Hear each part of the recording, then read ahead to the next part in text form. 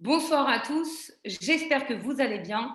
On se retrouve, on se retrouve ce soir en compagnie du Rav David Toledano qui me fait l'honneur de me recevoir sur cette plateforme Zoom grâce à Jonathan Attal et l'équipe Yeshiva Online qui nous organise au Hachem des très bons shiurim à travers cette plateforme dans tous les réseaux. Donc ce soir, bien sûr, je vous invite fortement à partager ce direct. Et le Rav Toledano, que j'ai l'honneur donc de recevoir pour une première fois en tout cas sur cette plateforme. Déjà d'une pour le faire connaître parce que Baruch Hashem j'ai un gros réseau. De deux parce que je ne le connaissais pas, je l'ai connu par le biais de ma grande sœur. Et en plus de ça, j'ai été voir à peu près une quinzaine de lives à lui sur YouTube. Voilà, c'est quelqu'un qui touche, c'est quelqu'un qui a les bons mots, les bonnes paroles. C'est toujours de la bienveillance, de la prévoyance.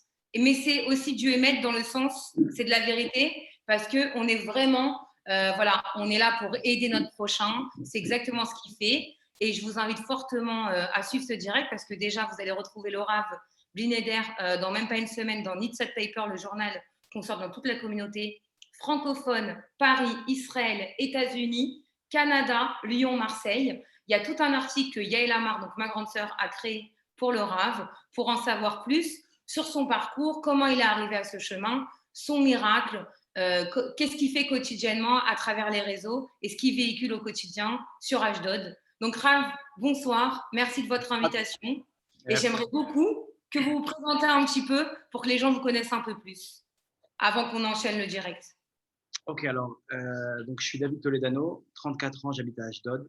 Mon parcours, il est comme ça. Je suis monté après un bac scientifique. Je suis monté en Israël avec mon frère. On a voulu monter. Mes parents, ils ont suivi. On est arrivé à Ashdod. De là, j'ai fait une année de préparation à l'université à Arad Sophim à Jérusalem. Donc, je n'étais pas comme ça. Hein. J'étais le français traditionnaliste de Sarcelles. Et on est monté, on a tenté notre chance avec un petit peu d'émouna. Et bah, au Hachem, ça a plutôt plus ou moins marché. Donc j'ai fait une année de préparation pour apprendre la langue, pour apprendre un peu c'est quoi une université. On était dans un groupe de français. Et après cette année de préparation, je suis rentré à l'armée. J'ai fait 2 ans et demi d'armée. J'étais combattant dans le génie militaire. C'est combattant normal avec une spécialité dans le déminage, dans les explosifs et tout ce qui descend des obstacles, la première ligne quoi, dans les guerres. Et bon, au Hachem, ça s'est bien passé. Sauf que après, j'ai repris mes études un peu trop rapidement. Et j'ai commencé des études d'ingénieur. Euh, Ingénieur dans la nanotechnologie, biotechnologie pour Teva. Et après 1 an et demi, j'ai un peu lâché. Je suis toujours dans les études, mais on va dire que j'ai pris une autre direction. Et je suis rentré à la Yeshiva, une histoire peut-être que vous allez découvrir là-bas dans le journal, avec plein de rebondissements. Et je suis arrivé à la Yeshiva et je suis plus ressorti. Jusqu'à maintenant, j'étudie jusqu'à maintenant. Et maintenant, je donne un peu de cours. Et voilà, au quotidien, on Et vous essaye un peu faites de… des actions sur Ashdod concrètement? Il y a des actions menées, Moi, des shiurim, ouais, des regroupements? je donne des cours dans les communautés le matin ou le soir, etc. Mais surtout, je suis avec les jeunes. On va dire que je suis un peu leur rave, grand frère comme ça. Et voilà, on avait monté, il y avait une villa on avait loué une villa à Ashdod, où là-bas, on avait réuni tous les jeunes. Et il y avait un petit peu de cours de Torah et beaucoup d'amour. C'était vraiment le but de les sortir de la rue. Et jusqu'à aujourd'hui, ces gens-là, maintenant, ils ont grandi, ils avaient 14, 13 ans à l'époque, etc. Aujourd'hui, ils ont 18 ans. Et bon, c'est comme des petits frères pour moi. Ils me voient dans la rue, ils sont là aux petits soins, etc. Alors que c'est des jeunes et ils sont recherchés par la police, quoi. Mais dès qu'ils me voient, un truc, c'est-à-dire, c'est un amour. Ils rentrent avec vous et Voilà. sont, ça y est. J'ai gardé le On les contact ramène avec les dans jeunes. un chemin de vérité. Exactement. D'accord. Bon, Rav, je ne vais pas vous cacher. Ce soir, on va quand même beaucoup parler de Emouna, un peu dans tout ce que ça englobe au quotidien, dans notre vie, dans le professionnel, dans nos relations, dans notre couple, avec les enfants. On va aussi, je ne vais pas vous cacher, la Emouna dans les épreuves de santé, dans le Covid-19. Et on va terminer aussi par la Emouna par rapport aux homosexualités, enfin, les homosexuels.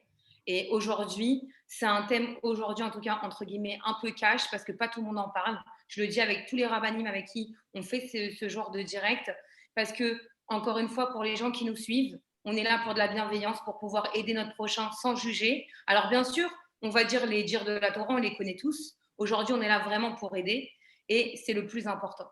Donc Rav, si on devait, entre guillemets, expliquer déjà un petit condensé de la Emouna avant de partir sur un question cash, réponse cash. Alors, la Emouna, c'est quoi? La Emouna, c'est la foi. Quand on traduit littéralement, c'est la foi en Dieu. Okay, non, c'est quoi la foi en Dieu? La foi en Dieu, c'est de croire que Dieu existe. Okay, ça, c'est le premier niveau. C'est le niveau que tous les croyants au monde, disons, que ce soit un chrétien, un musulman ou un juif, il a cette croyance de croire que Dieu existe. Quelqu'un qui se dit croyant, il a ce minimum de se dire que Dieu a créé le monde. Ça, c'est le premier niveau. Chez nous, les juifs, on a un deuxième niveau supérieur qui est de croire que non seulement Dieu existe, mais en plus, il intervient dans chacune des choses de ma vie. Ça veut dire que c'est lui qui me donne la santé, c'est lui qui me donne l'argent, la parnassa, de quoi vivre, c'est lui qui m'a donné ma femme, mes enfants, ma voiture, tout ce qui est Covid et tout ce qui se passe en ce moment, la perte d'un travail, etc. Tout ça, c'est régi par Akadosh Baruch Hu au micromètre près. Ça veut dire que chaque chose, il a sa place. Il y a quelque chose de régi dans les mondes d'en haut qui fait qu'il y a un plan. Ce plan-là, il est suivi. Maintenant, c'est à l'homme de travailler cette émouna, de voir comment la vie, toute sa vie, il a les épreuves qui vont lui faire comprendre est-ce que tu penses que Hachem est là ou Hachem est absent. Chaque fois, on va avoir une épreuve qui va nous faire voir où est-ce qu'on est. Est-ce que sur ce point-là, on a de la Emouna ou est-ce qu'on n'a pas de la Emouna? C'est un travail qu'on doit faire. Et si vous voulez un troisième niveau de Emouna, on va dire un peu plus fort, c'est de savoir que Akol les Tova, que tout est pour le bien. Que non seulement Hachem, il fait les choses, mais en plus, c'est que pour notre bien. Et que des fois, on arrive à le voir, si on a un peu de mémoire, on arrive à se rendre compte qu'en fait, je suis passé par telle épreuve pour arriver à donner telle et telle lumière. Telle épreuve, elle m'a donné telle force que je vais pouvoir aider maintenant les gens autour de moi. Je vais pouvoir leur donner cette force-là, leur transmettre l'influence que j'ai réussi à construire par le biais de l'épreuve, de l'obscurité dans laquelle j'étais. Et voilà, de se dire que tout vient d'en haut. Tout vient d'en haut. Il y a des exercices à faire. C'est pas comme ça. Mais en deux mots, c'est ça la Emouna. D'accord. Raj, je ne vais pas vous cacher. Moi, j'ai déjà des questions préparées où il y a eu des sondages, où j'ai des retours, où pas mal de gens, malheureusement, m'envoient leur quotidien, comment ils traversent les choses. Donc, on va aller un peu dans tous les sujets de la Emouna. On va commencer quand même très fort, mais c'est sur une épreuve de santé. Une jeune fille de 20 ans, il n'y a même pas 2 ans de ça, a eu un accident de voiture, s'est fait percuter et elle est sur chaise roulante. Elle dit qu'aujourd'hui, avoir la Emouna au quotidien, alors que c'était quand même quelqu'un qui était dans la religion, une famille entre guillemets, qui sont dans Torah et Chesed, dans abondance, comment, au niveau de la Emouna, travailler sa Emouna quand on a un accident comme ça, le plus terrible au monde, et surtout qu'on est jeune et qu'on perd l'usage de ses jambes. C'est très dur. Déjà, la Emouna, ça se travaille à ce niveau-là, au niveau de se dire que tout vient de Dieu. Il y a ce niveau. C'est vrai qu'en 2 minutes, on ne peut pas expliquer ce que c'est la Emouna. Il faudrait faire une introduction un peu plus grande à ce niveau-là. Mais il y a cette fracture, en fait, quand on arrive à se dire que tout vient d'Hachem et qu'on voit que, en fait, même cette perte de jambes, même cet accident, il vient d'Hachem. Donc, comment Hachem il fait ça? Ça, c'est la fracture qu'on a. La fracture qu'on a de se dire si tout vient d'Hachem, alors pourquoi il me fait du mal? Quand on arrive dans des épreuves, on est face aux épreuves et c'est là que ça casse. La Emouna, elle casse à ce niveau-là. Donc il faudrait effectivement d'abord parler de ce que c'est une épreuve. Pourquoi on a des épreuves? Pourquoi on est venu au monde? Ça déjà, premièrement, c'est une chose pour laquelle c'est une question qu'on doit se poser. Pourquoi on est venu au monde? Et lorsqu'on arrive à cette connaissance, vous allez voir que toutes les questions derrière, on va répondre beaucoup plus facilement. Si je peux me permettre une petite introduction un peu plus longue et j'espère que ça servira pour toutes les questions à venir. Il faut savoir comme ça. On a dit que la Emouna, c'est de savoir que tout vient d'Hachem. Tout vient d'Hachem, ça veut dire quoi? Ça veut dire que quand j'ai une épreuve maintenant et que je sais que Dieu est là, okay, je dois maintenant me dire que ce qu'il fait, c'est pour mon bien. Ce qu'il fait maintenant, il est là, il s'occupe de moi. Ça veut dire quoi quand c'est pour mon bien? Il faut savoir qu'une personne, tout ce qui se passe dans ce monde-là, elle était au Har Sinaï, elle était au Mont Sinaï, elle était là-bas, elle a reçu la Torah avec tout le monde. Chaque Neshama, elle était là. Au Mont Sinaï, elle a reçu cette Torah. Cette Torah, elle doit la transmettre. Une personne, quand elle vient au monde, elle transmet cette Torah. Cette lumière, elle vient illuminer le monde autour d'elle. Cette illumination, elle passe par des fois une réparation d'Averot. Il faut comprendre. Je vais vous faire un petit dessin, vous allez comprendre. Il y avait dans la Bible un personnage qui s'appelle Zimri Ben Salou. Zimri Ben Salou, c'était un personnage qui a fait une Avera avant de mourir. Il a pris une Midianite qui s'appelait Cosbi Et il est venu devant Moshe Rabbeinu et il lui a dit, cette femme-là, est-ce qu'elle est permise ou pas? Il a attrapé par la chevelure, comme ça. Il a attrapé par les cheveux et il lui a posé la question à Moshe Rabbeinu. Moshe Rabbeinu lui a dit, non, elle est interdite. Maintenant, Moshe, il lui a dit, alors, Zimri lui a dit, alors, pourquoi toi tu t'es marié avec Tzipora, qui est une Midianite? Et là, Moshe, il ne savait pas quoi répondre. Il est parti avec elle, il a fait une avéra avec elle. Tout le monde savait ce qui se passait. Il a fait une profanation du nom de Dieu devant tout le monde. Tout le monde savait ce qui se passait là-bas dans la tente. Pinchas, il prend une lance, il rentre dans la tente, et il les poignarde les deux, et il tue et Zimri et cette fille qui s'appelle Cosbi Batsour. Il les tue les deux. Imaginez-vous, je pose la question. Qu'est-ce qui s'est passé pour ce Zimri, qui était ni plus ni moins que le prince de la tribu de Shimon? Il se retrouve devant Hachem, après ça, une fois qu'il est mort. Il se retrouve devant Hachem, et Hachem, il lui dit, mon fils, où tu es? Imaginez-vous maintenant la détresse, la honte de se retrouver devant Hachem après avoir fait une avéra pareille. Il y avait une raison pourquoi il a fait ça. C'est une raison qui est donnée là-bas dans la Gemara, mais en tout cas, ici, il se retrouve devant Hachem, il est mort en pleine profanation du nom de Dieu. Sa neshama, elle monte en haut, elle se retrouve devant Hachem. Hachem lui dit, mon fils, t'es où? Vous croyez qu'Hachem, il a grondé? Vous croyez qu'Hachem, il a fait des remarques? Hachem, avec plein d'amour, il est venu, il lui a dit, mon fils, où tu es? Comme Adam Arishon. Adam Arishon, il a fauté. Adam Arishon, il a fauté. Dans la faute qu'il a fait Adam Arishon, il y avait toutes les fautes du monde entier. Toutes les fautes depuis la création d'Adam Arishon jusqu'à la fin des temps, condensées en une seule et même faute. Il arrive devant Hachem, après la faute, il lui dit, Ayeka, où tu es? Comment ça, où tu es? Hachem, envoie-lui un éclair là. Envoie-lui un tremblement de terre. Montre-lui que tu es en colère. Rien du tout. Hachem, il vient, mon fils, qu'est-ce qui se passe? Hachem, il se retrouve devant ce Zimri et il lui dit, mon fils, où tu es? Qu'est-ce qui se passe? Pourquoi tu as fait ça? Imaginez-vous la douleur de ce Zimri qui se retrouve maintenant devant la grandeur d'Hachem. Hachem, on sait que ceux qui sont morts cliniquement, ils racontent qu'ils ont le tunnel comme ça, la lumière au bout du tunnel, noir, et là, il y a cette lumière au bout, ils arrivent dans cette lumière et ils sentent l'amour d'Hachem. Ils sentent un amour extrême. Ils se sentent bercés, ils se sentent enlacés.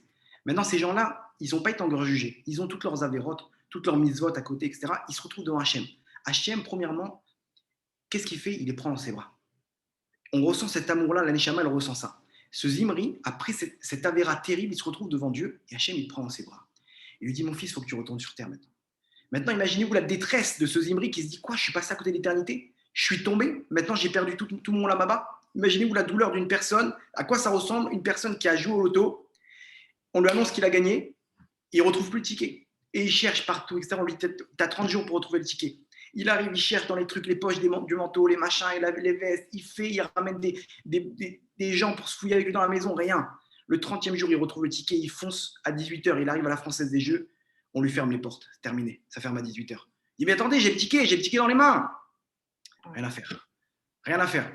En mal à saute, 18h, ça ferme. Moi, j'ai une famille, etc. Mais 2 secondes, c'est terminé. Reviens demain matin. Mais je ne peux pas, demain matin, c'est terminé. Il a perdu 30 millions d'euros, il peut jeter à la poubelle son ticket. 1 minute avant, il aurait gagné 30 millions d'euros. Exactement ça, une personne, elle ressent quand elle arrive devant Hachem. Elle se retrouve devant Hachem et elle dit, non, quelle douleur, la douleur de se dire, mais qu'est-ce que j'ai fait? Elle supplie cette personne-là, elle supplie Hachem. Elle lui dit, Hachem, je t'en supplie, je veux réparer. J'ai vu ta grandeur, je veux maintenant être avec toi pour l'éternité. Je veux réparer, je t'en supplie, donne-moi la possibilité de réparer. Je veux retourner à ce monde-là. Hachem, il dit, t'inquiète pas. Quand viendra le temps, et que je sais que tu auras les épaules, et la génération, elle sera propice, je te renvoie sur terre et tu répares. D'accord, mon fils? D'accord. Reste. Ça me parle fortement ce que vous dites. Ouais. Je vous dirai après, mais ça me parle fortement.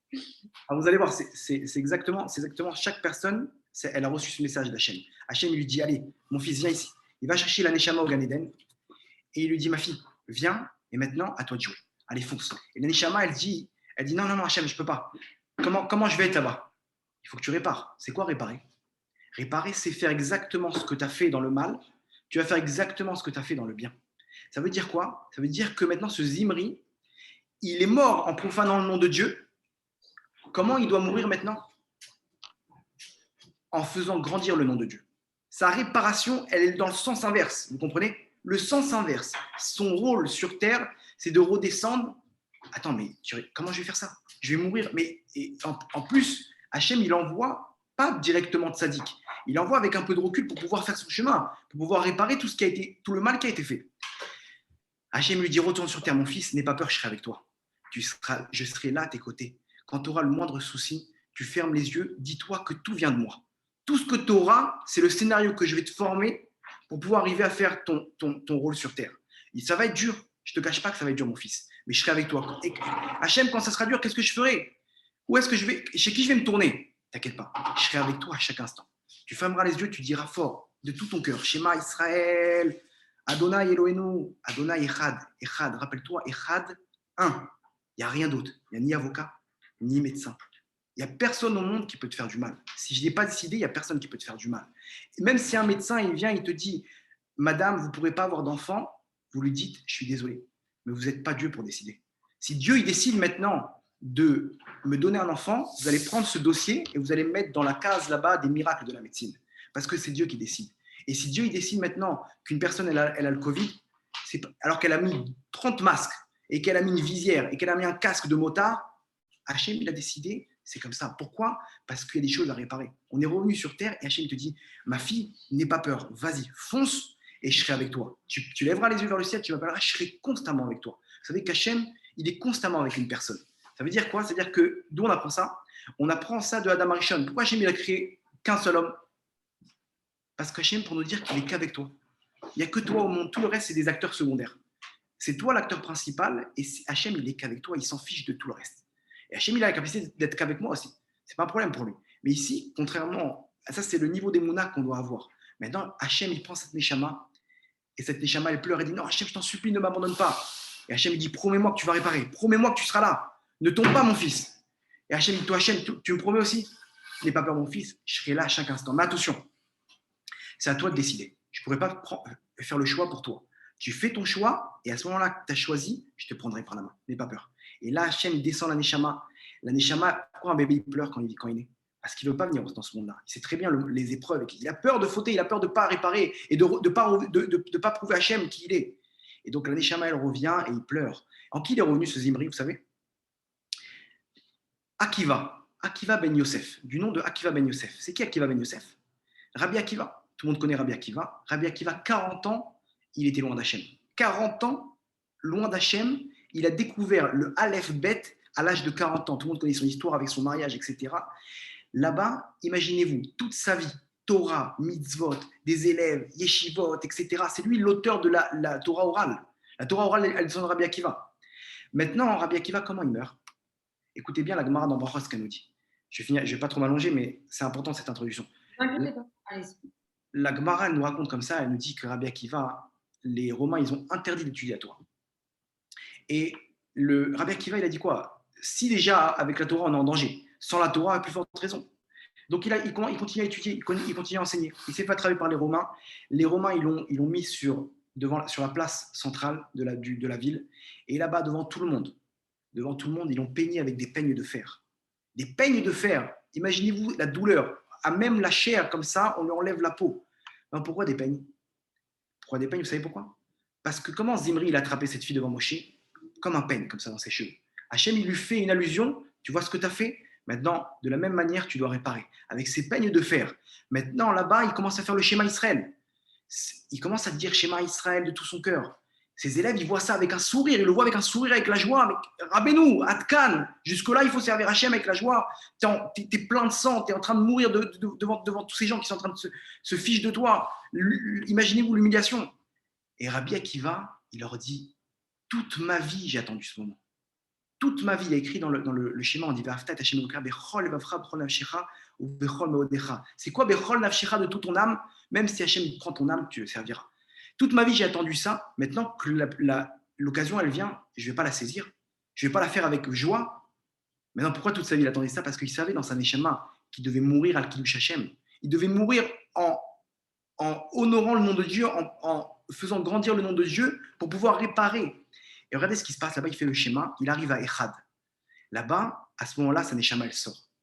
Sa Neshama, elle sort, et là-bas, il y a une voix céleste, Akadosh Baruch Hu, qui déclare Ashrecha Rabbi Akiva, heureux tu es Rabbi Akiva, que ta Neshama, elle est sortie au Echad. Attends, je vous pose une question. Si sa Neshama, elle est sortie avant le Echad, Il n'y a pas heureux Rabbi Akiva. Si Saïd Shammai est sorti après, s'il était mort de façon naturelle, il n'y a pas Ashrera Rabbi Akiva, heureux tu es Rabbi Akiva. C'est que en plein milieu du Kiddush Hashem, en plein milieu du Echad, que tout le monde voit la grandeur d'Hachem, qu'il est en train de faire le schéma et qu'il n'a pas peur de tout ça. Il sait très bien où il va maintenant. Il sait très bien que quand il va finir le schéma, Saïd Shammai va monter, il va danser avec Hachem et les anges en haut. Il sait très bien ça. Il n'a pas peur de ça. Il voit ça en plein Kiddush Hashem. C'est là-bas qu'il répare la mort qu'il a eue en plein Kiddush Hashem. Vous comprenez? Maintenant, là-bas, les anges, ils posent la question. Ces questions-là que nous-mêmes, on pose maintenant. Zot Torah et Zot Srara, c'est ça la Torah et son salaire. Une personne qui est croyant, une personne toute sa vie, elle fait de la Torah, des mitzvot, elle fait du chesed, elle fait des maasim tovim, elle fait de la tzedaka, des tfilot, elle se retrouve comme ça morte, son corps il a été jeté en prison. Jeté en prison comme ça, les anges ils ne comprenaient pas, ils disaient Hachem c'est ça la Torah et son salaire. Hachem qu'est-ce qu'il leur répond? Chelkam b'chaim. Leur part elle est dans le monde futur. Arrêtez de voir le côté qu'est-ce qu'on a perdu dans ce monde-là. Lui, maintenant, Rabbi Akiva, il a la part au monde futur. Il est venu amener cette lumière au monde. Et pourquoi Chelkam leur part? Parce que lui et Zimri, il a réparé non seulement sa Neshama et la Neshama précédente.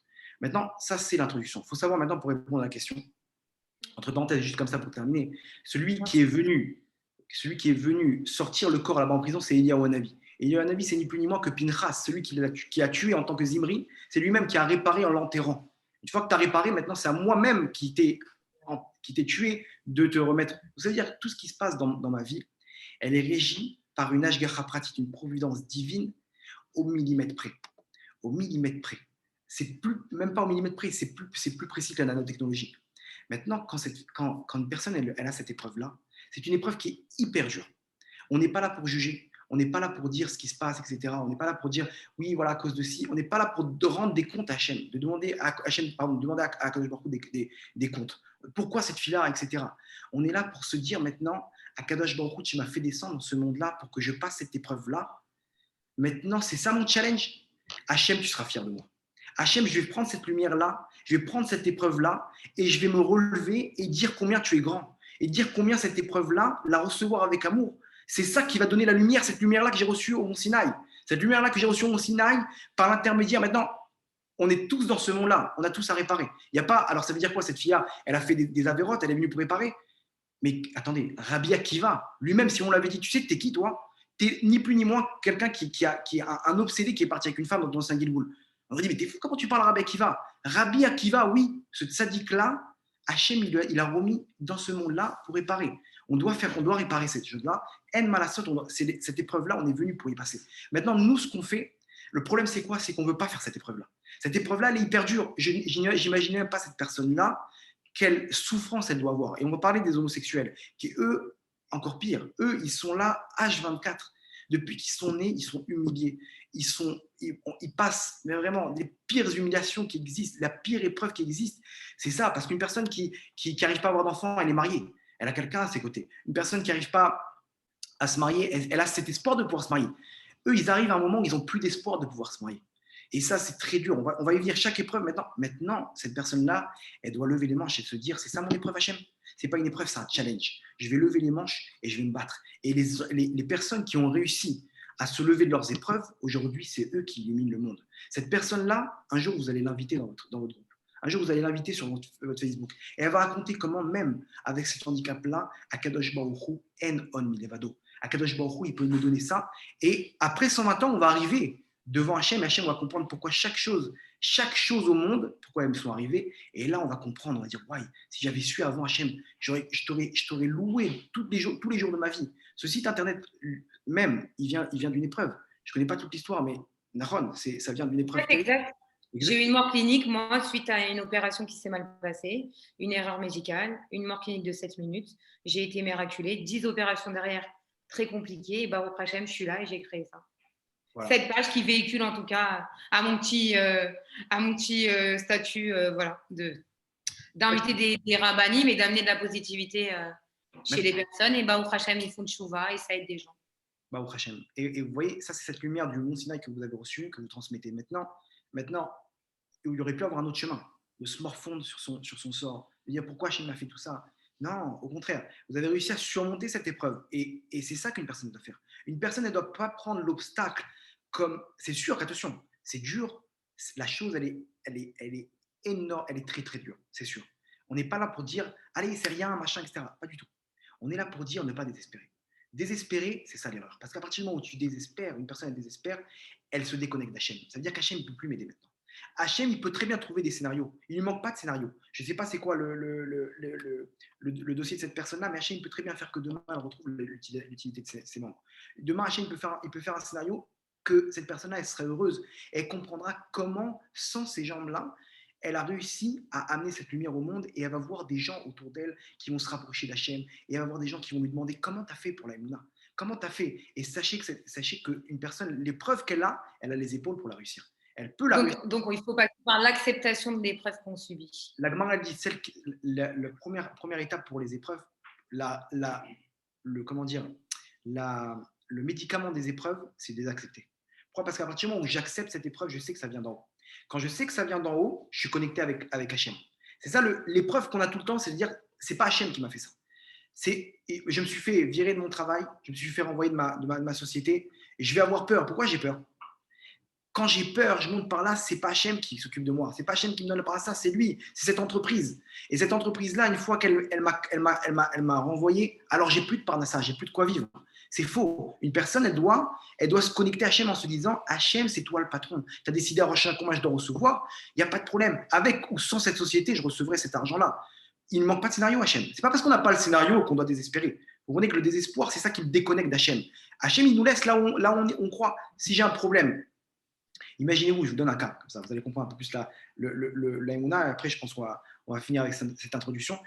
Une personne, elle a un conflit avec son voisin. Maintenant, lui, il s'appelle Cohen, son voisin, il est non-juif, et il se dit, je vais arriver là-bas, allez savoir sur qui je vais tomber. Je peux tomber sur un antisémite, etc. Et il a peur, il prend un avocat d'office. Et maintenant, bon, il va pas c'est un conflit de voisinage. Il se retrouve là-bas devant. On lui présente l'avocat, il voit un avocat maladroit comme ça, un apprenti. Il a son dossier en main, il trébuche dans les escaliers là-bas, toutes les feuilles, elles s'envolent comme ça. Il dit, ouais, sur qui je suis tombé? Voilà, il commence à ramasser les feuilles. Maintenant, mon dossier, il est tout éparpillé là-bas. Il se retrouve devant le juge avec les lunettes décalées comme ça. Et le mec, il commence à avoir peur. Il se dit, comment je vais faire maintenant? Comment je vais faire pour pouvoir réussir? Et je regarde sur qui je suis tombé. Le juge, c'est peut-être un antisémite. Je vais perdre tous mes biens. Je vais perdre mon procès. Et là, d'un coup, on lui dit, attends, écoute, tu ne crois pas que tout vient d'Hachem? On parle, cette personne-là, elle a fait le maximum pour pouvoir, elle a fait son ishtadlout pour pouvoir arriver à la meilleure des choses. Maintenant, il se retrouve dans un scénario comme ça. Si tu as peur, c'est que tu montes par là que ça dépend de l'avocat et du juge. Ici, une personne, elle doit se dire, attends, mais pourquoi je désespère maintenant? C'est Hachem qui décide. Si Hachem, il décide maintenant que je réussis mon procès, avec ou sans lui, je vais réussir. Et effectivement, il va se retrouver, le juge, c'est qui? C'est Lévi, Gilbert Lévi, son copain de classe, qui lui fait un petit clin d'œil, hop, tu passes. Il y avait comme ça une histoire, pendant Soukot, il a fait une souka dans son balcon, ils ont porté plainte les voisins, ouais, construction illégale, etc. Il est parti voir le juge, ils ont porté plainte, donc ils sont partis devant le juge. Le juge, c'est un juif, il est tombé sur un juif, il lui a dit, vous avez 8 jours pour enlever la souka, pour enlever la cabane. Il s'est retrouvé, maintenant ça, le scénario, ils sont entre les mains d'Hachem. À partir du moment où j'ai plus la Emouna, je me connecte avec ce monde. Ce monde, c'est le médecin. Si j'ai un bon médecin, je vais réussir. Si j'ai un bon avocat, je vais gagner. Si j'ai un bon juge, il va m'aider. Si j'ai tout ce qui se passe dans ce monde-là, à partir du moment où je crois en eux, alors je suis connecté avec eux. Si j'ai la Emouna, que c'est Hachem qui fait tout, avec ou sans avocat, un professeur, un apprenti, je vais réussir. Pourquoi? Parce que je suis connecté avec l'infini. Parfait. Alors, Rav, on va finir avec cette introduction. Et là, on va vraiment passer aux questions cash, réponses cash. Vous allez voir, ça va être un peu diversifié, mais vous allez rentrer un peu dans tous les thèmes. Alors, je commence. Il y a un monsieur qui a 35 ans, qui a perdu sa femme et sa maman en 2 mois d'intervalle. Et de base, il était dans la pratique et tout. Aujourd'hui, il n'a plus la force d'aller à des cours de Torah, même de parler ou d'écouter. Il n'a plus cette émouna-là. Pour lui, on lui a enlevé sa mère et sa femme, et très jeune. Aujourd'hui, il se retrouve quand même avec des enfants en bas âge. Et la émouna, elle est complètement remise en question. Alors déjà, premièrement, il n'y a pas un temps donné pour arriver à avoir la émouna. L'épreuve, elle peut durer des mois et des mois. On voit de Yaakov Avinu lui-même, quand il a perdu son fils Yosef, il a marqué là-bas qu'il n'était pas désespéré, mais il était triste, il n'était pas bien. Il avait perdu là-bas même toute la présence divine qu'il y avait en lui, il avait perdu pendant toutes ces années-là. Ici, il est clair que cette épreuve-là, c'est une épreuve qui est très dure. Il n'y a rien à dire à une personne comme ça. À une personne comme ça, tout de suite maintenant, il y a 2 mois, il y a 2 mois, c'est ça? Ouais, à peu près. Il y a 2 mois, on ne peut rien lui dire. Cette personne-là, il n'y a rien à dire. On peut pas, il y a pas de réponse à lui donner. Il y avait comme ça l'Admour de Tzanz, quand il est sorti de la Shoah, il a retrouvé son élève lui a dit, Kvodarav, qu'est-ce qui s'est passé? La Shoah. Les gens, ils ont perdu toute leur famille. L'Admour de Tzanz, il a dit, quand on a la Emouna, il n'y a pas de question. Hachem, il a décidé comme ça, c'est comme ça. Quand on n'a pas la Emouna, il n'y a pas de réponse. C'est-à-dire qu'on n'a pas la Emouna, que tout de suite, j'ai pas la Emouna, j'arrive pas à me dire pourquoi Hachem a fait ça. Et c'est normal, une personne, c'est normal. Ouais, en fait. Exactement, c'est normal de se dire pourquoi Hachem a fait tout ça, d'avoir ces questions-là, il faut les avoir. Maintenant, de se dire, il ne faut pas désespérer. Tu as le droit d'avoir mal. On a le droit d'avoir mal. Le temps, même Hachem, il a donné 1 an pour pleurer.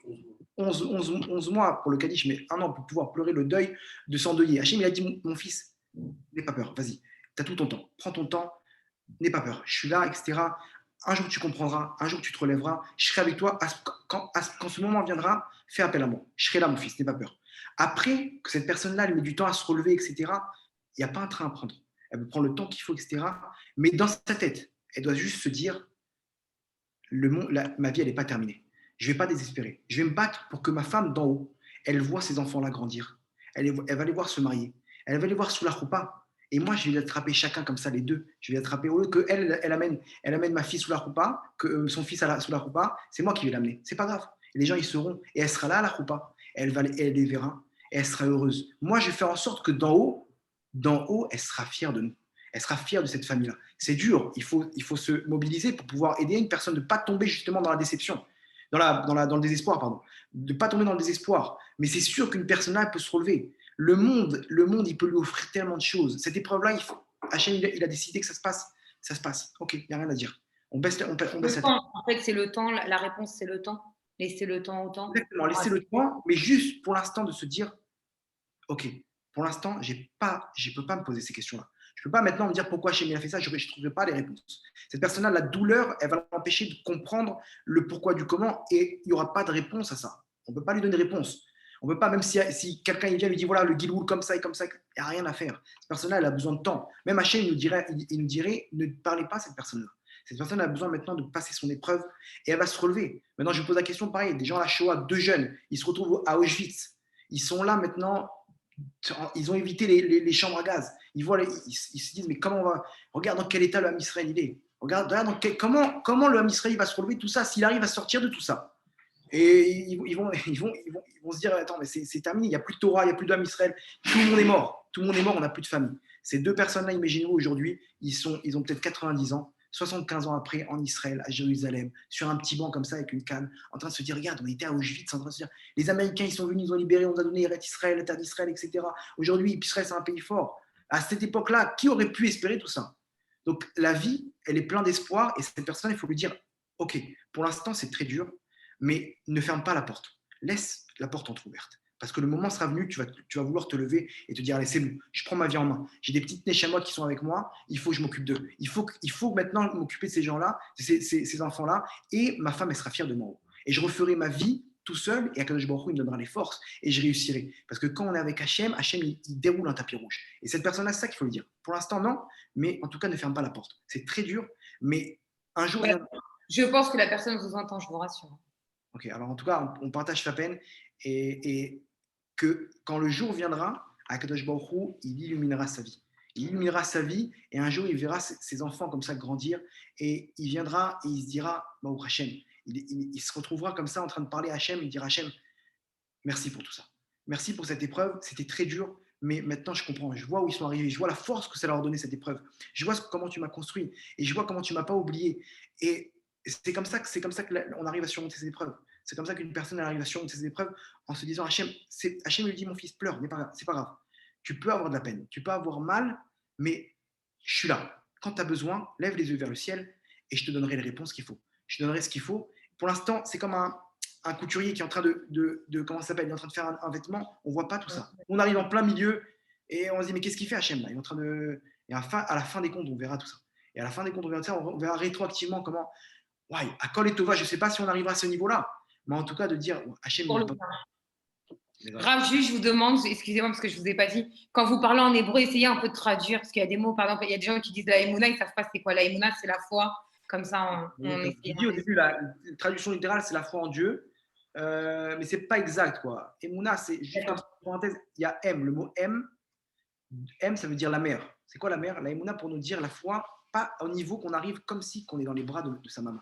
Hachem, il veut que j'aille à droite, je vais à droite. Il veut que j'aille à gauche, il veut que je fasse tel boulot, tel truc. J'ai confiance en Hachem comme j'ai confiance en ma mère qui m'a amené chez le dentiste. Ça, c'est la petite parenthèse, quoi. Ok, donc je vais essayer de traduire Bezrat Hachem. Il n'y a pas de souci. Alors, je vous pose la troisième question. Bonsoir, Rav. Déjà, je vous remercie d'aborder un sujet comme l'homosexualité. J'ai 14 ans et je suis déjà mis à part. Et avant le Covid, j'ai été dans je ne citerai pas de nom, mais j'ai été dans comme on dirait, une synagogue et on m'a rejetée parce que je suis différent physiquement. Ok. Alors, Mais, pardon, ce que j'ai oublié de vous préciser, mais je pratique au niveau téphiline, au niveau de la cache-route, je suis dans la pratique de la religion. la question, c'est quoi exactement? La question, déjà, c'est le rejet. Est-ce que comment vivre quand on est rejeté, même si on est pratiquant, mais qu'on est touché par l'homosexualité? Ok, alors, il faut savoir c'est quoi l'homosexualité selon la Torah déjà. Ça, quand je dis, c'est une épreuve qui est vraiment, vraiment très dure à vivre. Ouais, cette personne-là, elle vit au jour le jour. Premièrement, entre parenthèses, que ces gens-là, ils la rejettent de la synagogue. Alors, c'est sûr qu'il y a, de la même manière qu'on va se retrouver devant un juge, il y a des règles à respecter. Une personne qui se retrouve dans la synagogue, il y a des règles à respecter. Ça, c'est premièrement.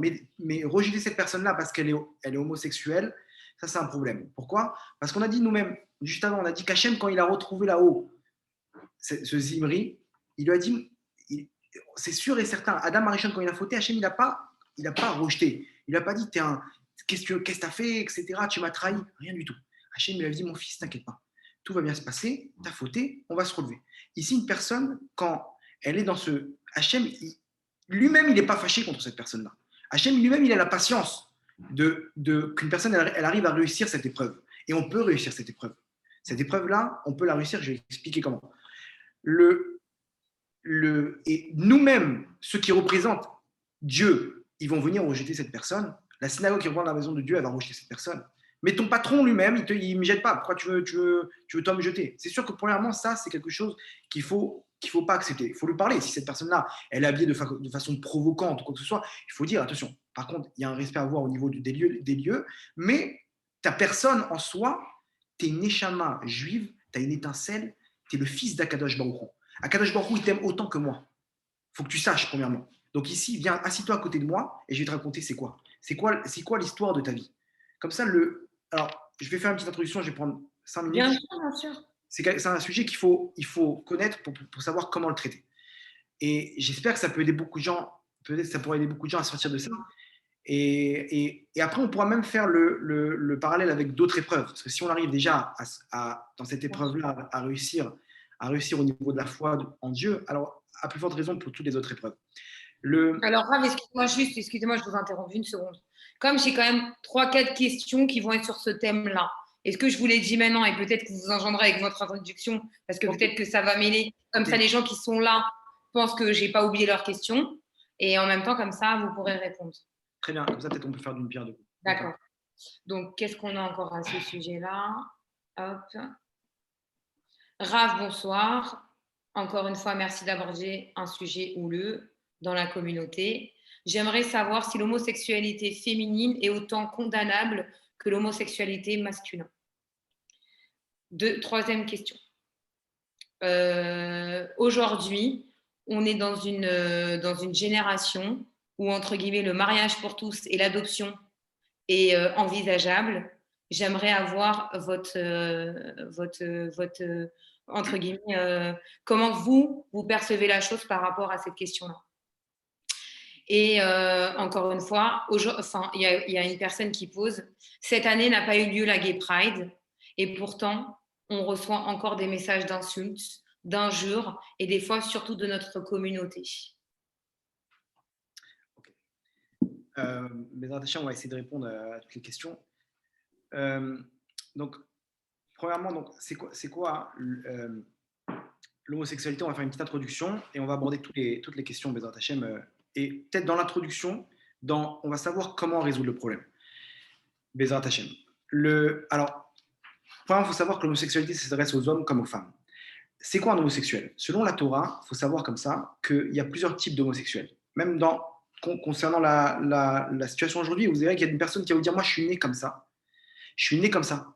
Depuis que je suis né, je suis attiré par les hommes. Je suis attiré par les poupées, je suis attiré par les choses qui sont plus sensibles, etc. Et on a un deuxième type de personnes qui sont ceux qui ont créé ça au cours de leur vie. Ils n'étaient pas comme ça. Ils sont sortis avec des filles, etc. Ils ont eu le contact avec les femmes, voilà, mais ils ont essayé et aujourd'hui, ils s'affirment en tant qu'homosexuels, etc. Et c'est ce deuxième type de personnes. On va expliquer c'est quoi, d'où ça vient tout ça. Alors, il faut savoir que le Zohar, le Tikkuné HaZohar, donc l'œuvre sur les secrets de la Torah, on me dit comme ça que en fait, la neshama d'une personne, quand elle vient dans un corps, elle vient selon comment la neshama a été conçue. Maintenant, je vous donne comme ça, sauf votre respect, mais juste pour qu'on ait une idée comme ça, chez l'homme, il y a des forces masculines et féminines. C'est selon la Kabbalah, c'est Shem Ben, Shem Ma. C'est des noms comme ça de noms de Dieu qui ont une tendance féminine, masculine. Chez chacun d'entre nous, on a ces forces-là. Maintenant, lorsque la neshama elle est conçue, si pendant la conception de la neshama, la femme est au-dessus de l'homme, sauf votre respect, à ce moment-là, s'il doit sortir de ça un enfant, un garçon, la force qui risque de prendre le dessus, c'est une force féminine. À ce moment-là, la personne elle va naître avec une tendance homosexuelle. Elle va être attirée par les hommes comme une femme qui est attirée par un homme. Ça veut dire qu'ici, il faut comprendre, on peut pas juger nous, parce qu'on n'a pas ça. J'ai un copain, j'ai un ami, quand j'ai fait cette préparation à l'université que je vous ai dit, à la fin de l'année, il m'a avoué qu'il était homosexuel. Il m'a dit, il faut que je te parle, etc. Et il m'a dit, au début, il m'a dit ça, je lui ai dit, mais ça sourd, etc. J'avais pas de tact de connaître ce que c'est. Il m'a dit, il faut que je t'explique ce que je ressens. Il m'a dit, depuis que je suis petit, je suis né comme ça. Depuis que je suis petit, j'ai ça, je suis né avec. Il m'a dit, si je te disais maintenant de te marier avec un homme, tu serais capable? Je lui ai dit, non, impossible. Je n'ai pas ces sentiments-là. Il m'a dit, ben moi, c'est pareil avec une femme. Il m'a dit, moi, une femme, c'est comme toi, tu t'imagines de te marier avec un homme, tu n'arrives pas. Moi, c'est exactement pareil avec une femme. Maintenant, quand il m'a dit ça, je me suis calmé. J'ai compris, je dis, ouais. C'est-à-dire que l'épreuve, elle est impossible à surmonter. Ici, il faut comprendre qu'on est assez sourd. C'est interdit pour nous de juger un homosexuel. Premièrement, on n'a pas le droit de juger un homosexuel. Pourquoi? Parce que si on avait été à sa place, peut-être qu'on aurait pu faire encore pire. Peut-être qu'on n'aurait pas réussi à aborder ce sujet-là. On n'aurait pas réussi à faire ce que lui fait et que lui, tous les jours, peut-être qu'il se bat pour essayer de combattre ça. Ou peut-être de ne pas combattre ça. On va expliquer qu'est-ce qu'il faut faire par rapport à ce qui nous arrive. Maintenant, donc, c'est interdit pour nous de juger cette tendance qu'une personne peut avoir parce qu'on ne peut pas juger, on n'a pas ça. Maintenant, vous allez me poser une question, vous allez me dire, attends, mais en quoi il est responsable? Les parents, ils ont fait quelque chose qui a amené cette neshama, ok? Et lui, il est responsable, il va venir avec ça au monde parce que ses parents, ils ont fait, entre guillemets, une bêtise, ils ont fait quelque chose qu'il ne fallait pas. Pour ça, il faut comprendre qu'en fait, comme on a expliqué au début, c'est pour ça que j'ai fait l'introduction sur l'histoire avec Rabbi Akiva, que en fait, une personne, je vous fais maintenant un autre dessin, une personne qui a créé ça. Alors, il faut savoir qu'une neshama, l'âme d'un juif, elle est, selon les actes, j'amène des forces chez moi. Si je fais des mitzvot, je vais m'amener une force positive. Si je fais des avérotes, je vais amener une force négative. Ce qu'on appelle Touma et Tada, la pureté et l'impureté. D'accord? Une personne qui fait du bien, qui fait des tefilot, de la tzedaka, qui fait attention à ce qu'il dit, à ce qu'il mange, à ce qu'il voit, etc., il va s'amener sur lui une force et son bon penchant, il va prendre des forces et d'un coup, il va ressentir qu'il a moins de jalousie envers son prochain. Il a un peu plus de proximité avec Dieu. Il trouve ça devient naturel chez lui. Pourquoi? C'est le fruit de toutes ces mitzvot qu'il a fait. À l'inverse, une personne qui fait des avérotes, qui fait des péchés, il arrive à donner des forces à son Yetzer Hara, à son mauvais penchant. Son mauvais penchant, il a des forces et d'un coup, il trouve chez lui des choses, des désirs qui sont interdits. De tromper sa femme, des choses terribles qu'il y a aujourd'hui. J'entends des histoires comme ça dans des maisons closes avec des animaux, etc. Des gens qui sont prêts à payer pour faire ces choses-là. Ça, c'est quelque chose qu'une personne, elle a créé ce Yetzirah. Maintenant, Hachem, une fois que cette Neshama, elle se retrouve devant lui, c'est la même histoire qu'on a dit avec Rabbi Akiva. La Neshama, elle se retrouve devant lui, Hachem, il dit, mon fils, où tu es? Regarde ce qui s'est passé. Tu as fait toutes ces choses-là, etc. Tu es parti avec des hommes et tout. Hachem, il dit, mon fils, c'est pourquoi tu n'as pas essayé de contrer ce Yetzirah? Tu n'as pas essayé de contrer ce mauvais penchant?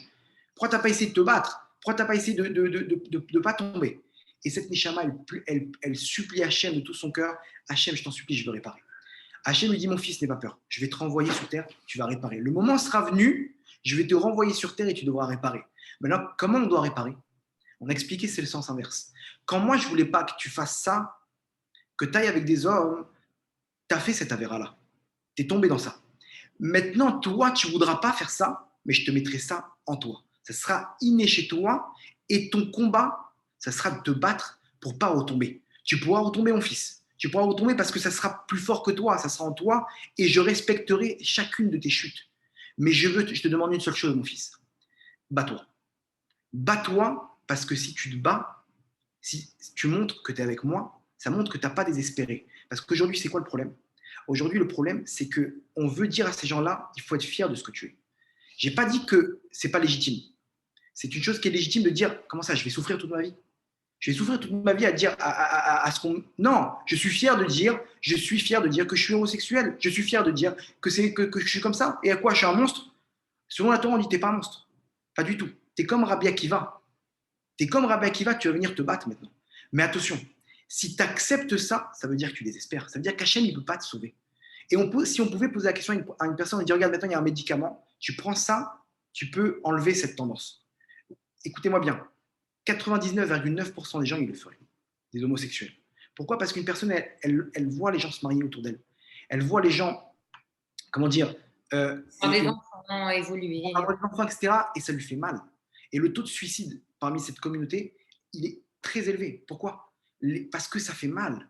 Et aujourd'hui, la seule porte de secours qu'ils ont, c'est d'accepter. Et c'est légitime. C'est légitime de venir faire une gay pride, de venir faire un défilé selon leur façon de penser. Attention, je ne suis pas en train de mettre un tampon selon la Torah. Mais je me mets dans leur pensée par rapport à leurs épreuves. Et je veux dire quoi? Il faut être fier de ce qu'on est. Pourquoi on va vivre toute notre vie comme des clochards comme ça, jetés et humiliés? Non, je suis fier de ça, la marche de la fierté.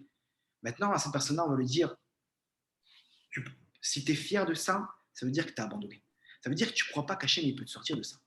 Si tu es fier de ça, ça veut dire que tu viens dire par là, Hachem, tu ne peux pas m'aider. Hachem, je suis obligé d'accepter mon sort. Non, qui t'a dit d'accepter ton sort? Tu crois que Kadosh Baruch Hu, il ne peut pas te sortir de ça? Tu crois que Kadosh Baruch Hu, lui-même qui t'a mis cette tendance-là, il ne peut pas te dire, mon fils, je t'envoie sur terre, tu vas réussir. Comment tu vas réussir? Tu vas te battre. Tu vas te battre, tu vas lever les manches. C'est ça ton challenge. Ton challenge, même si tu as cette tendance-là et tu es en couple avec un homme, dans ta tête, tu dois te dire, Hachem, tu m'aideras. Hachem, je vais me battre et je vais prendre sur moi d'essayer. Et je vais prendre sur moi de me renseigner. Je vais prendre sur moi parce qu'une personne, quand elle a la Emouna, elle sait qu'Akadosh Baruch Hu, il peut, la foi, il sait qu'Akadosh Baruch Hu, il peut le sortir de n'importe quelle épreuve au monde. Pourquoi Hachem, il lui manque des scénarios? Hachem, il ne peut pas m'ouvrir la mer en deux.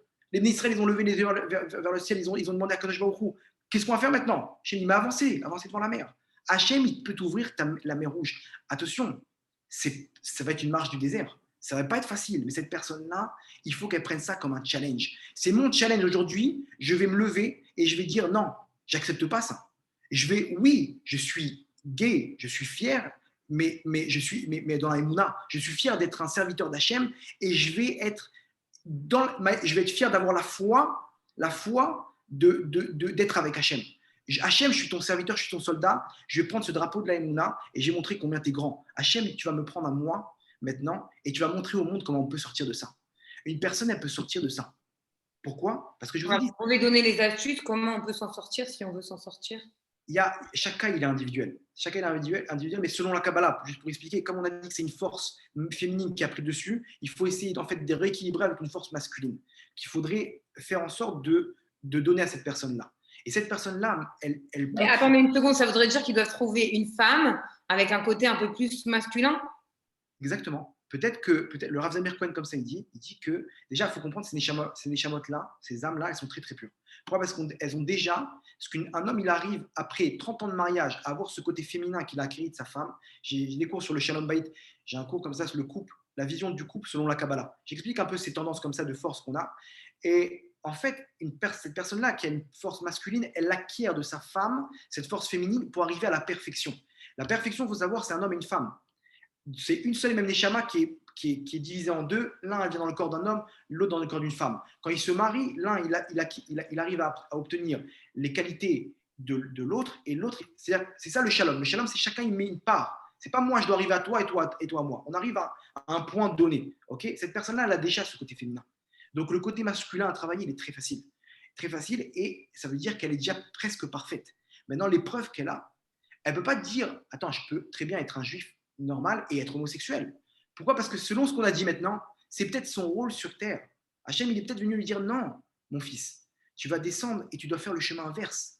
C'est quoi, Hachem, le chemin inverse? Tu dois te battre. Le résultat, il n'est pas entre nos mains. Le résultat, il est entre les mains d'Hachem. Et excusez-moi le terme, mais on n'en a rien à battre du résultat.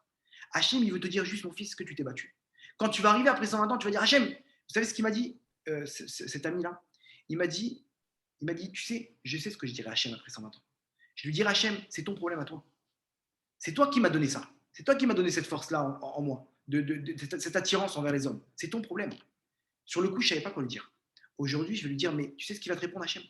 Hachem va dire, mon fils, tu as essayé de te battre. Pourquoi t'as abandonné? Viens, je te montre maintenant le scénario de ta vie si tu t'es battu. Parce qu'Hachem, il y a marqué dans le Zohar qu'à partir du moment où cette personne-là, elle prend sur elle de se battre, Hachem, à n'importe quel moment, il peut lui enlever ce désir-là. Que ce soit de la drogue, que ce soit une attirance homosexuelle, que ce soit de la gava, de l'orgueil, que ce soit de la jalousie, tous ces traits de caractère qu'une personne est là, elle peut sortir de ça. Bien sûr, elle devra passer par ces épreuves-là. Comme Rabbi Akiva, 40 ans, il était loin de la Torah et il est passé par ça. Pourquoi? Parce que c'est ça la lumière qu'il doit apporter au monde. C'est de réussir ces épreuves-là. Hachem, maintenant, il doit le faire descendre dans les mondes, dans les ténèbres, là où il est, parce que c'est là-bas qu'il va relever les étincelles, qu'il va montrer au monde et qu'il va dire, voilà, on peut sortir de ça. À partir du moment où tu te connectes avec Hachem, tu es connecté avec l'infini, tout est possible. Maintenant, à côté de ça, une personne, elle peut abandonner. Comment? En disant, non, pourquoi? On peut vivre avec. Et ça, c'est le problème. Il n'y a pas de problème. Tu as tout ton temps. Mais Hachem, il te dit, mon fils, je t'attends. À partir du moment où tu prends ta décision, on commence. Et là, ça va être un petit peu dur. Combien de temps, on ne sait pas. Il y a des techniques maintenant. La prière, une personne qui pleure de tout son cœur, elle dit, Hachem, enlève-moi ça. Hachem peut l'enlever ça. Parce que maintenant, on comprend que ce n'est pas quelque chose qui va rester en moi. Une personne qui, malheureusement, elle a perdu ses jambes, elle ne peut pas dire ça. Il lui manque ce côté-là. Mais cette personne-là, elle sait que c'est une force spirituelle, qu'une fois qu'il aura réparé, Hachem, il lui enlèvera. Hachem, il n'est pas là avec son bâton. Hachem, il nous a envoyé pour réparer. Cette personne-là, elle a levé ses manches. Elle s'est mise au travail. Ça peut prendre 3 mois et c'est terminé. Maintenant, l'étude de la Torah, ça amène une force dans la Neshama énorme. Énorme. Lire le Zohar, même si on ne comprend pas les secrets de la Torah, ça amène une force énorme qui peut aider à ça. La tzedaka, la tfila, une personne qui pleure de toutes ses forces, elle peut changer la nature. Elle peut changer tout au monde. Maintenant, cette personne avec... C'est pour le mazal, hein. On dit que quand on prie beaucoup et tout ça. Le mazal, c'est exactement la même histoire. Le mazal, cette personne-là, elle peut trouver son mazal même s'il est à l'autre bout de la terre. Pourquoi? Parce que ça ressemble exactement à la mer Rouge. Donc on passe à la mer Rouge. La mer Rouge, comment je fais? Des fois, on a l'impression de dire, mais comment je vais trouver? C'est pas comme un travail où on se dit, bon, là, si je trouve pas, et si j'y arrive pas? Non. Hachem, il va t'amener le scénario quand ça sera le moment venu. Cette personne-là, elle va venir, elle va se présenter et c'est terminé. Quand Hachem, il décidera. Quand Hachem ne décide pas, il ne décide pas. Alors, qu'est-ce qu'on fait avec ça? On a confiance en toi, Hachem. Tu ne veux pas que ce soit maintenant? Il n'y a pas de problème. Quand le moment sera venu, on sera patient et on va se battre. On va continuer. On peut accélérer ce temps par l'intermédiaire de tfilot, de tzedaka. Il y a des actes comme ça qui vont donner ce qu'il faut. Surtout, il y a des pidyon nefesh, la libération de la neshama. Par l'intermédiaire selon la Kabbalah, on peut libérer la neshama dans les forces dans lesquelles elle est prise. Ça peut aider aussi. Ça peut aider aussi si on connaît une personne qui sait le faire, etc. Chaque cas, il est individuel. Mais vous comprenez qu'ici, c'est une force qu'Hachem m'a donnée qui peut m'enlever. Maintenant, quand je suis fier de ça, je viens accepter ce sort-là. Je viens dire à Hachem, tu ne peux pas m'aider. Alors, Hachem, il me laisse entre les mains. Si demain, il y a un psychologue qui trouve une technique pour sortir de ça, alors tu seras gagnant. Mais s'il n'y a pas, il n'y a pas. Par contre, avec Hachem, tout est possible. Pourquoi? Parce qu'Hachem, c'est lui le patron de ce monde-là. C'est lui qui a créé le problème et c'est lui qui a créé le médicament. Et c'est ça aujourd'hui, le message qu'il faut transmettre. C'est est-ce que quand tu vas arriver devant Hachem, tu vas lui dire quoi? Tu vas lui dire, Hachem, attends, mais j'ai fait Shabbat, etc. Hachem, dit mon fils, tu es venu pour ça. C'était ça ton rôle. C'est ça son rôle. Et alors, mais comment tu veux que je fasse? Je suis né avec ça, Hachem. C'est toi-même qui m'as donné ça. Mais est-ce que tu t'es battu, mon fils? Pourquoi t'as accepté? Pourquoi t'as accepté Je comprends, attention, mon fils, je ne te juge pas. Mais pourquoi tu t'es pas battu? Bats-toi, essaye de trouver une solution, essaye de prier. Pour l'instant, c'est comme ça, il n'y a pas de problème. J'ai la patience, mon fils. C'est moi qui t'ai mis ce temps-là. Ce temps-là, il est écrit de telle date à telle date.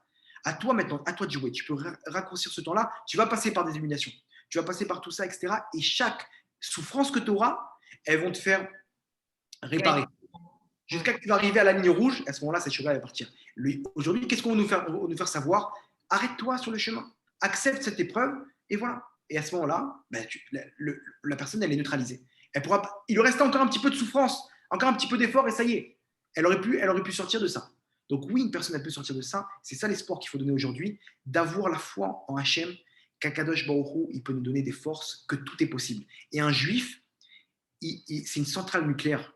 Il a une centrale nucléaire en lui. Il peut changer tout ce qu'il veut au monde. Et ça, s'il commence à lever les manches, après, même s'il est resté paxé avec cette personne-là, après 120 ans, Hachem va dire, n'aie pas peur, mon fils. Tu t'es battu, c'est mon problème maintenant si tu n'as pas réussi. C'est mon problème et toi, tu vas directement au Gan Eden. Parce que Rabbi Akiva, toute sa Torah et ses mitzvot, c'est pas ça qui va amener au Gan Eden. C'est le fait qu'il a réparé. Toi, tu as commencé à lever tes manches, tu as réparé. Peut-être qu'on est venu au monde pour réparer que 20% de ça. Mais au moins, je sais que moi, j'ai fait ce qu'il faut. Et à partir de ce moment-là, la personne, elle vient, elle commence à travailler. Et là, elle peut être fière. Hachem, oui, j'ai la fierté de dire que je suis ton serviteur, ton soldat. Et après, je vais me relever de ça. Et moi-même, je vais faire des conférences. Et je vais dire aux gens, c'est possible de sortir de ça. Venir témoigner de ça. Bézrat Hachem, vous serez là pour les invités, Bézrat Hachem. Amen, amen. Moi, je suis là pour tout le monde, avec plaisir. Pour finir avec, en tout cas, ces questions, il y avait une question aussi, c'est ce que vous pensez, vous, aujourd'hui, du mariage pour tous, l'adoption, pour les gens quand même qui sont concernés. Et aussi, vraiment, je veux vous appuyer sur le fait des gens qui se moquent et qu'ils ont quand même un statut de religieux et qui les mettent à part et un peu dans le jugement, quoi qu'il arrive, parce qu'on reste aussi basé sur la Torah, mais on connaît pas forcément la vie de chacun, mais on ne connaît pas non plus le domaine un petit peu. Et il y a certains retours où je peux vous dire où moi, j'ai assisté à un suicide d'un jeune de 16 ans. Donc, c'est pour ça que je vous dis ça. J'aimerais aussi qu'on se place de l'autre côté et pas on essaye de comprendre, mais il faut quand même qu'on essaye tous d'avoir un côté positif. Et de toute façon, on n'est pas à la place des gens. Et de toute façon, on le dit, tant qu'on n'est pas dans l'épreuve, on ne peut pas se permettre de la juger. C'est ce que j'ai essayé de dire au début, que l'épreuve de quelqu'un qui est dans l'homosexualité, elle est insurmontable. Vraiment, elle est très, très dure, a priori. Cette personne-là, celui qui la juge, il est vraiment complètement à côté de ses pompes. Complètement. En plus, c'est quelqu'un de Torah, encore pire. Parce qu'ici, il faut savoir que Akadosh Baruch Hu lui-même, quand il a donné ce rôle-là à cette personne-là, s'il m'avait donné à moi ce rôle, peut-être que j'aurais fait pire. Peut-être. Donc, c'est-à-dire maintenant, à moi, c'est pas à moi de juger. Personne n'est là pour juger. Moi, je suis pas venu là pour juger. Je suis pas venu pour juger. Je suis pas venu. Ça, c'est entre les mains d'Hachem. Maintenant, moi, quand j'arrive à me mettre à la place de cette personne-là, je peux me dire que c'est terrible ce qu'elle vit. Les humiliations au quotidien pour arriver à des suicides, c'est que la personne est arrivée au bout du rouleau. Ça, c'est la pire. C'est-à-dire qu'une personne aujourd'hui, par la moquerie, elle peut tuer son prochain. Elle peut tuer son prochain. Selon la Torah, on n'a pas le droit de faire honte à une personne. On n'a pas le droit de dire t'es comme ça et des trucs. Pourquoi? Parce que toi, tu n'as pas ce rôle-là. Mais viens, toi, si par exemple tu es venu pour réparer la colère et tu n'as pas réussi, tu crois quoi? Hachem, il va te faire des cadeaux. C'est la même manière. Nous, on fait les malins parce qu'on n'a pas cette épreuve-là. Mais si tu es dans ce monde-là, c'est que toi aussi, tu es venu réparer quelque chose, Rabibi. Toi aussi, tu es venu pour réparer une chose. Donc, si tu es venu pour réparer, tu te moques de quelqu'un qui est venu réparer quelque chose qui se voit un peu plus. Cette chose-là, Hachem, j'ai pas envie de le dire, mais les gens qui se moquent, Hachem, il dit viens mon fils, je vais te montrer ce que tu as, comment dire, tu vas comprendre ce que cette personne-là vit. Et ça amène des épreuves à une personne qui se moque. Hachem me dit mon fils, maintenant je veux que tu vois sur ta chair ce que tu as fait subir. Et des fois, des personnes, elles reviennent que pour réparer le fait qu'elles ont fait du mal à leur prochain. Alors, pourquoi? À quoi bon? des histoires comme ça qu'on entend, c'est pas de la Torah, ça. La Torah, elle est pas là pour juger. La Torah, elle dit que c'est interdit. La Torah, elle dit que c'est interdit. Hachem nous dit ce qu'il faut faire. Maintenant, Hachem, est-ce qu'il nous dit que cette personne-là, c'est un monstre? Pas du tout. Elle nous dit que c'est une abomination. Oui, elle nous dit quelque chose. Il nous dit, je veux pas que tu prennes ça comme quelque chose de fier. Je veux que tu comprennes que c'est quelque chose. Ok, je suis venu pour réparer. J'ai ce problème-là, il n'y a pas de problème. C'est mon challenge. C'est pas une tâche. Je suis pas un monstre. C'est mon challenge. Hachem, je vais te prouver qui je suis. T'inquiète pas, je vais me relever et je vais réussir. Ça, c'est ça ce qu'il faut dire à une personne. Oui, c'est pas la volonté Hachem, mais comme une personne qui a du mal à faire Shabbat. Alors, qu'est-ce qu'on va lui dire? Aujourd'hui, je parle avec des personnes qui ne faisaient pas Shabbat. Quand ils m'ont dit je ne fais pas Shabbat, je leur ai même pas fait une seule remarque. Je leur ai dit, c'est pas grave, prenez votre temps, mais sachez que au moins faites un effort. Mettez au moins, quand tu ouvres ton frigo, ton frigidaire, mets là-bas un scotch. Montre à Hachem que tu veux faire ça. Un effort. Un effort. C'est ça ce qu'Hachem va nous reprocher après 100 ans. Il va dire, mon fils, tu ne pouvais pas, mais tu as essayé. Tu as essayé. C'est ça aujourd'hui ce qu'il faut dire à ces personnes-là. Il faut dire, ok, la chose elle est dure, c'est considéré comme quelque chose d'assourd selon la Torah, mais qui nous a dit de nous presser. On a tout notre temps, c'est ça le problème. Les gens, ils sont là. Des fois, il y a une Torah un peu trop sectaire comme ça. Si tu mets les tefilines, tu vas au Gan Eden. Si tu mets pas les tefilines, tu vas au Gainam. Si tu mets... Deux secondes. Hachem, j'ai pas mis les tefilines. Pourquoi je suis encore dans ce monde-là? Hachem, il a encore confiance en moi. Donc, pourquoi tu me dis maintenant que je suis quelqu'un tu vas te catégoriser dans les mauvais, dans les réchaïm, dans les mécréants? Pourquoi? Si je suis encore dans ce monde-là, sache, ça veut dire que il a encore confiance en moi. Dieu, il a encore confiance en moi. Donc, pourquoi toi, tu m'as catégorisé? C'est sûr que cette personne-là, il faut lui dire, ici, maintenant, la Torah qu'il faut avoir, c'est une Torah où il faut voir loin. Il ne faut pas voir à l'instant T. Il faut voir qu'est-ce que cette personne-là va devenir. Les gens qui ont fait Tchouva, ils vont vous dire, moi, j'ai commencé avec ça, j'ai commencé avec ci, etc. Aujourd'hui, regardez où je suis arrivé. Moi, je vous dis, moi, j'ai commencé avec 5 minutes d'alachot, de loi de la Shonara. Comment dire, de Shmirat Halashon, de faire attention à ça. 5 minutes. J'ai pris sur moi avec un chronomètre et comme ça, j'ai commencé. Aujourd'hui, j'étudie presque toute la journée. Au Hachem, comment ça commence comme ça, une étape. Entre-temps, si un rave, il m'avait dit, mais quoi, 5 minutes? Mais tu nous prends pour des imbéciles ou quoi? Allez, vas-y, mais étudie 1 heure, 2 heures. Mais j'aurais dit, mais laisse-moi tranquille, j'ai pas les forces pour ça. Aujourd'hui, c'est ce qu'on dit. Mais qu'est-ce que tu fais? Espèce de rachat, etc. Mais de quoi tu parles? C'est quoi cette Torah? C'est pour ça qu'aujourd'hui, il y a beaucoup de gens qui ont du mal à faire tchouva. Parce qu'on leur sort une Torah de galoute, excusez-moi le terme, une Torah de galoute, d'exil, de dire, t'es comme ça, mais qui tu es pour Hachem, il a confiance en toi, prends ton temps, mon sadique. Prends ton temps, mon sadique. Il n'y a pas de problème. Hachem sache qu'il t'aime, c'est son fils, et tu vas réussir. Maintenant, viens, toi et moi, on va travailler ensemble. Viens, on fait un plan d'attaque. Comment tu vas essayer de contrer ça? Allez, vas-y. Qu'est-ce que tu peux faire maintenant pour montrer à Hachem, Hachem, j'ai pas abandonné. Hachem, je vais me relever, voilà ce que je vais faire maintenant. Maintenant, je prends sur moi d'essayer d'étudier un peu plus la Torah, de prier par rapport à ça, de lire 10 télim par jour pour pouvoir sortir de ça. Et après, on parle. Viens, qu'est-ce que tu as fait maintenant? Tu crois que tu peux faire plus? Allez, encore, il y a là, mon fils, encore. Et comme ça, Hachem, il attend, il est là. Mon fils, allez, je t'attends, vas-y. Tu prends la décision, je suis là. Je ne peux pas prendre la décision pour toi, c'est ton libre arbitre. Hachem, il ne touche pas au libre arbitre. Mais dès qu'on prend la décision, Hachem, il nous prend dans ses bras. Et là, on sent tout l'amour qu'Hachem, il a pour nous. Et ça, c'est le Gan Eden sur terre. Hachem, il n'a pas besoin d'enlever une personne de ce monde-là pour lui donner le Gan Eden. Et ces personnes-là, elles peuvent sortir de leur détresse. Si elles arrivent à faire entrer Hachem en eux, même là où elles sont, elles peuvent faire entrer Hachem en eux. Pourquoi? Parce qu'il y a écrit Imo Anochi Betsara. Hachem, il dit, je suis avec toi dans la douleur. Plus la douleur, elle est grande, plus Hachem, il est avec elle, cette personne-là. Donc imaginez-vous que ces gens-là, qu'est-ce qu'ils font dans les mondes d'en haut quand ils se battent? Combien Hachem il est fier d'eux? Combien Hachem il danse avec les anges? Il dit, regardez, mon fils en bas sur terre, il a ce côté animal qui le pousse à faire quelque chose contre ma volonté, et il se bat. Il est en bras de fer avec avec tous les épreuves de ce monde-là. Qu'est-ce que je suis fier de lui? Qu'est-ce que je l'aime? Hachem, il embrasse la Neshama. Vous comprenez? C'est comme ça. Excusez-moi une seconde, je vous interromps, mais au niveau des familles, comment ça se passe quand des familles, nos propres parents, nos frères, nos sœurs et nous rejettent? Comment on peut ressentir la chose par rapport aux familles? C'est clair que l'épreuve est encore plus dure quand on n'a personne à ses côtés. Mais ce message-là, il s'adresse surtout aux gens qui sont autour. Les parents, il faut leur dire, qu'est-ce que tu veux? Tu veux que ton fils il continue dans ce chemin-là? Tu veux quoi? Tu veux le voir? Alors aide-le. Donne-lui une épaule pour pouvoir poser sa tête. Donne-lui quelque chose pour pouvoir arriver à surmonter cette épreuve. Tu es en train de lui alourdir l'épreuve. Qu'est-ce que tu veux faire? Viens maintenant, va, parle avec ton fils. Tu dis à ton fils, mon fils, je comprends. Cette chose-là, cet enfant-là, il est complètement désavoué.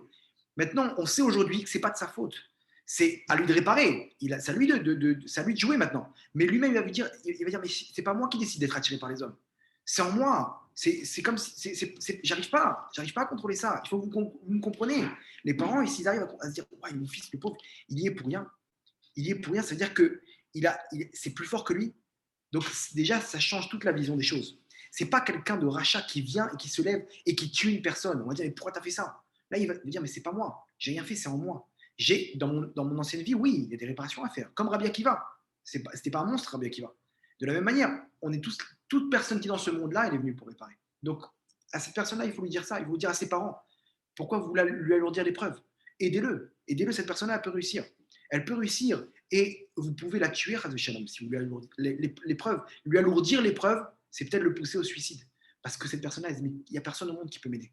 Aujourd'hui, ces parents-là, il faut qu'ils sachent que oui, ils peuvent être là pour l'aider. L'entourage, si quelqu'un il peut se réunir, il y a des groupes comme ça, de gens qui se réunissent pour pouvoir, des groupes, je ne sais pas, peut-être former un groupe comme ça et dire à cette personne-là, écoute, il n'y a pas de problème, viens dans ce groupe-là, raconte-nous ton histoire et on va prendre sur nous des télim. On va prendre sur nous t'aider, de t'écouter et tu vas nous partager comment tu as réussi à te battre pour Hachem. On sera là, nous, si tes parents ne sont pas là pour toi, nous, on sera là pour toi. Ça, c'est une idée de groupe à faire. Oui, des chaînes de Teilim, des chaînes de Shmirat Alashon, de trucs pour pouvoir aider ces gens-là à sortir de ça. De pouvoir mettre de l'argent de côté, avec une somme d'argent, d'aller voir quelqu'un qui connaît en Kabbalah et faire des choses pour lui sortir sa neshama de ça. Oui, de la tzedaka pour sa réussite, pour son mariage. Et à son mariage, tous ces gens-là, ils seront là avec lui sur la roupa. Ils lui tiendront son talit et ils lui diront, tu vois, tu peux être fier maintenant. On a tous réussi ensemble cette épreuve-là. Ça, c'est un groupe à monter. Et réunir tous ces gens-là qui veulent se battre, tu n'as pas tes parents qui sont avec toi, t'inquiète pas, on est là. Mais mieux que ça, c'est que tu as Hachem avec toi. N'aie pas peur, tu as besoin de personne au monde. Si personne ne t'aide, lève les yeux vers le ciel et crie de toutes tes forces, Hachem, tu ne m'abandonneras pas. Tu m'as promis avant de m'envoyer sur terre, tu te rappelles? Et cette personne-là, elle va entendre dans sa pensée, mon fils, je te protège. Je suis là pour toi et je t'aiderai. Dis-le, Shema Israël, Hachem Elokeinu, Hachem Echad. Echad, il n'y a que moi. Mon fils, tout ça, c'est un mirage, c'est un mauvais rêve. Tu vas te réveiller de ce rêve-là, tu rigoleras de tout ça après. Tu rigoleras de tout ça et tu amèneras cette lumière au monde parce que c'est cette lumière que tu es venu apporter. Tu dois passer par les ténèbres, tu dois passer par l'obscurité pour pouvoir tirer ces étincelles-là, mais cette lumière-là, tu vas la présenter au monde et tu seras fier de ce parcours-là, Bezrat Hachem. Merci Rav de votre réponse. Je vais continuer maintenant sur, j'ai encore 2 petites questions. La Emouna par rapport à la Parnassa et surtout en période de Covid-19. Alors, je suis un papa de 55 ans. Malheureusement, on m'a d'abord réduit mes horaires jusqu'à la fin pour avoir limite un licenciement. Mais je sais très bien qu'à mon âge et vu la période actuelle, je ne suis pas sûre de pouvoir subvenir aux besoins de ma famille. Comment, alors que quoi qu'il arrive, j'ai toujours été dans le monde de la Torah et des mitzvot? Ok, cette personne-là, il faut lui dire comme ça que la peur ici, qu'est-ce qu'elle prouve?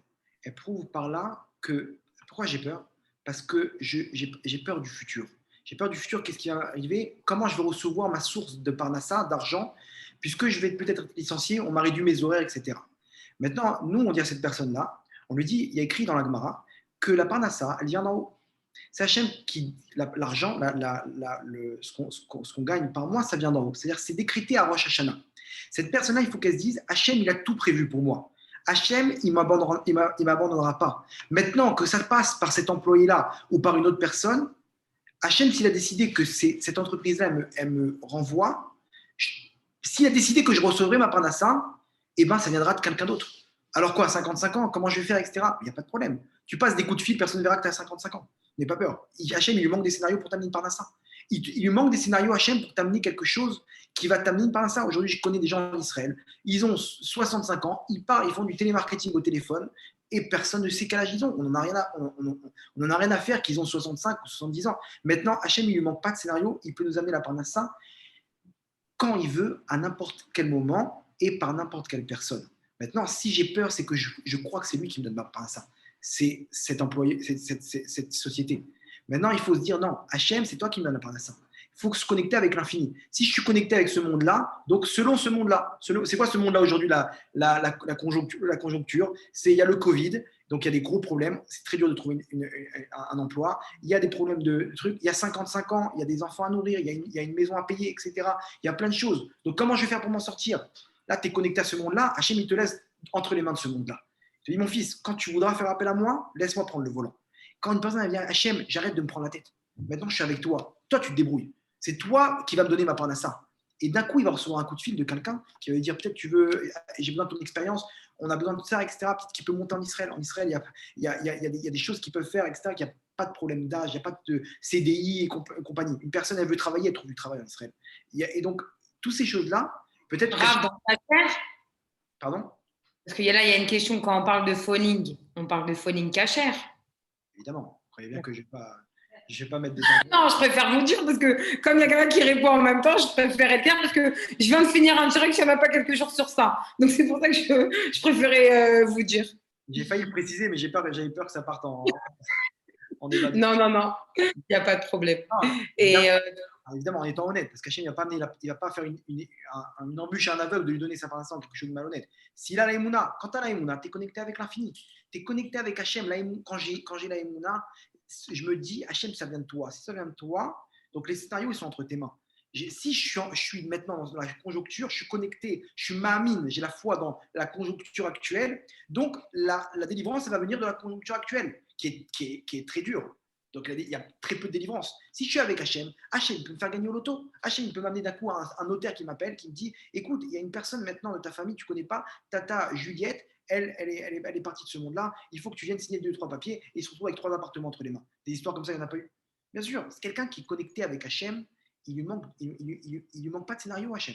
Hachem, il peut lui faire donner de la parnassa, même en période de Covid.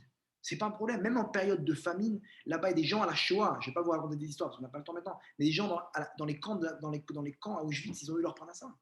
Ils ont eu ce qu'il fallait. Peut-être qu'Hachem, il veut que ça passe par une période de pauvreté pendant 2-3 mois. C'est sûr. On prend tout avec amour. C'est peut-être mon passage. Maintenant, je dois passer par ça. Écrit dans la Gemara, quelqu'un qui est pauvre, il est considéré comme un mort. Peut-être qu'Hachem m'a évité un accident de la route. Razvé Shalom. Il m'a échangé ça avec 2 mois de galère. Donc, il faut garder le sourire. Il faut garder la simcha. Hachem, on est avec toi. Il n'y a pas de problème. Tu veux quoi? Tu veux qu'on trouve un autre travail? Il n'y a pas de problème. Un homme, il doit garder la simra. Parce que dès qu'il a peur, la joie. Parce que dès qu'il a peur, il montre par là que ce n'est pas Hachem qui tient le volant. Quand il faut travailler, ça, Hachem, c'est toi. Maintenant, pourquoi je vais m'inquiéter? Alors, c'est là, il va dire attends, mais j'y arrive pas. Alors, c'est pas grave, sors une anisette, sors une boucha si tu es tunisien, et tu fais un peu de simra avec ta femme, avec tes enfants. Tu commences à danser à Hachem. Tu dis à Hachem combien. Des chansons comme ça qui réveillent la Emouna, et cette personne-là, elle part et elle voit des miracles. Si vous pouvez voir des histoires qu'on peut raconter, j'ai plein de cours sur la Emouna, il y a des histoires d'une extrémité à l'autre, la personne, elle a eu des. Mais je vous assure, je vous rassure plutôt, je vous ai invité là sur ce direct, mais Billy Eder, je pense que c'est le premier et pas le dernier, donc je vous dis. En tout cas, je vais finir avec une dernière question parce que ça va faire déjà plus d'1h15 qu'on est ensemble. Okay. On va faire une dernière question et si vous voulez rajouter après quelque chose pour finaliser en tout cas sur la Emouna, et bien sûr que j'inviterai fortement les gens à rejoindre la page du Rav David Toledano que vous voyez là ce soir. Il y a plein de shiurim à tout niveau pour tout le monde. Et voilà, mais on va finir avec une dernière question qui est portée sur les célibataires au niveau de la Emouna. Alors, je vous pose les 2 questions qui ont été posées par un homme et une femme. Bonsoir Rav, j'ai 45 ans, c'est une femme qui parle, j'ai 45 ans, je ne suis pas mariée. De base, je suis dans la vie active, je suis une fille quand même assez jolie, enfin une femme assez jolie, et je m'inquiète de pas demain pouvoir donner des enfants si je rencontrais un peu plus tard mon mazal. Okay. Déjà, première question. Deuxième question. Rav, bonsoir, j'ai 42 ans, je suis un homme d'affaires, je ne vais pas vous cacher que j'ai assez bien réussi ma vie. Aujourd'hui, je ne vais pas vous cacher non plus que j'aime bien aller voir les filles à droite, à gauche, et je sais aussi les conséquences. Maintenant, me poser dans cette génération avec tous les divorces que je vois, ça ne me donne pas envie. Peut-être qu'on peut leur faire une rencontre entre les deux. Hein. Je ne sais pas. Je ne fais pas de chidour, mais écoutez. Non, en tout cas, voilà, c'est les questions posées. Regardez, 45 ans, encore une fois, Hachem, il a fait cette période-là. Cette période-là d'arriver à cet âge-là et de ne pas trouver, c'est sûr. Et on commence à avoir l'inquiétude de se dire comment je vais faire? Est-ce que je pourrais amener des enfants? Est-ce que je pourrais C'est sûr. Maintenant, ces inquiétudes-là, il faut arriver à les neutraliser avec la Emouna. La Emouna de se dire, à Kadosh Baruch Hu, il peut très bien m'aider maintenant. Si maintenant, jusqu'à maintenant, je vois un peu la situation, je me dis c'est perdu d'avance. Mais comment je vais faire maintenant? Là, jusqu'à que je trouve et que je tombe enceinte, etc. Le temps presse, le temps presse. Cette personne va dire, ok, maintenant mets-toi entre les mains d'Hachem. Calme-toi, tout va bien. Maintenant, Hachem, jusqu'à maintenant, il t'a fait passer par cette période-là. À partir de maintenant, on arrête tout. Tu te mets entre les mains d'Hachem. Tu te jettes dans les bras d'Hachem. Akadosh Baruch Hu, je suis avec toi, c'est toi qui vas me libérer. C'est toi qui vas me donner la force de trouver mon mari. Et attention Hachem, je veux des enfants. Et si tu veux me donner des jumeaux aussi, ça sera encore mieux. Pour pouvoir, je veux amener des enfants au Ah, on monde. me demande l'addition, là. Une personne, excusez-moi le terme, il faut qu'elle soit blata avec Hachem. Hachem, il est capable de tout. Hachem dit, mais pourquoi? Mon rôle, c'est de te donner. Ton rôle, c'est de demander. N'aie pas peur. Hachem, avant de nous envoyer sur terre, il nous dit, connecte-toi avec moi. Quoi, il me manque des moyens. La Gemara, elle dit, la vache, elle veut plus donner le lait que le veau, il veut boire. Donc, Hachem, il te dit, tu crois que moi, je suis limité? Il me manque des moyens. Les bénis Israël, tout ce qu'ils ont demandé, ils ont reçu. C'est quoi notre problème? C'est que nous, on n'y croit pas. Une personne, il faut qu'elle se dise 45 ans. Alors quoi? Maintenant, attention. L'épreuve, elle est quoi? C'est qu'on va lui dire, mais comment tu vas faire? Elle va tomber sur une copine qui va lui dire, mais attends, mais comment tu vas faire à 45 ans? Mais comment tu vas faire pour mes enfants? Mais il faut que tu te bouges, ma petite, etc. Elle va se faire humilier comme ça, à droite, à gauche, et ça va lui casser cette émouna. Comment elle doit réagir, cette personne-là? Elle dit, dis-moi, tu crois qu'Hachem, il manque des stéréos? Arrête de faire les comptes pour Hachem. Arrête de faire de trancher maintenant le futur pour Hachem. Je ne connais pas le futur, mais je sais qu'Hachem, il peut tout faire. Il peut tout faire. Et cette personne-là, c'est ça qu'il faut lui dire. Ok, jusqu'à maintenant, Hachem, il t'a aidé dans la parnassa, il t'a donné une situation, etc. Quoi, il ne peut pas t'aider dans le zivouk, il ne peut pas t'aider pour trouver ton âme sœur, c'est sûr. Maintenant, nous, on ne connaît pas le futur, mais on connaît le passé. Le passé, on sait qu'Hachem il nous a aidés. Donc pourquoi le futur, tu vas douter? Douter, c'est se déconnecter d'Hachem. C'est se connecter à ce monde-là. Donc ça veut dire quoi? Si la conjoncture, elle te permet de te marier, etc., il n'y a pas de problème. Tu fais plein de rencontres, tu te marieras. Mais si tu es avec Hachem, même si tu ne fais pas de rencontres, tu peux tomber par hasard pour cette personne-là. Voilà, peut-être par ce chiot-là. Amen, amen, amen. Et pour le garçon? Pour le garçon, alors l'histoire, elle est exactement. Alors, il faut savoir déjà, entre parenthèses, que comment dire, tout ce qui est relation avant le mariage, ça repousse de son âme sœur. Son âme sœur, elle est comment dire, elle est selon les actes. Une génération concernée quand même. Hein. C'est ça, ce serait peut-être un sujet à aborder ça à l'occasion de ça c'est sûr, je vous le dis. En tout cas, une personne, il faut qu'elle se dise que cette chose-là, elle ne va pas m'apporter, elle va pas m'apporter mon âme sœur. C'est sûr. Maintenant, Akadosh Baruch Hu, il n'est pas en train de juger. Si cette personne-là, elle est même à ce niveau-là, Akadosh Baruch Hu, il peut lui donner une chance. Cette personne-là, elle vient, elle fait tchouva, elle dit Hachem, j'ai envie de me marier. J'ai envie de trouver mon âme sœur. Elle fait pas, comme ce qu'on a dit, elle fait la blata avec Hachem. Hachem, je sais, je suis tombé. Je sais, je suis sale, mais je veux faire tchouva. Hachem, à partir du moment où une personne, elle lève les yeux vers le ciel, elle fait tchouva, Hachem dit, mon fils, laisse, viens maintenant, viens dans mes bras, viens, tu veux te marier, tu vas te marier. Tu veux, tu as 42 ans, il n'y a pas de problème.